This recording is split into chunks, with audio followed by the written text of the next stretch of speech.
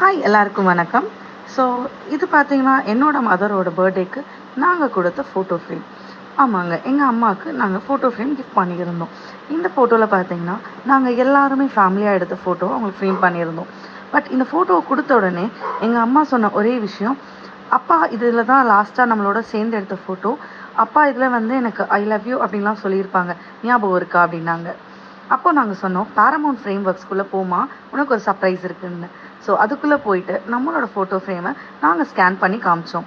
So அதில் scan பண்ணும்போது எங்கள் அப்பாவோட வீடியோ அதில் ப்ளே ஆச்சு. ஸோ அந்த வீடியோவில் வந்து எங்கள் அப்பா எங்கள் அம்மாவுக்கு ஐ லவ் யூ அப்படின்லாம் சொல்லியிருப்பாங்க. ஸோ அந்த ப்ரீஷியஸான மூமெண்ட்டை நாங்கள் கவர் பண்ணியிருந்தோம்.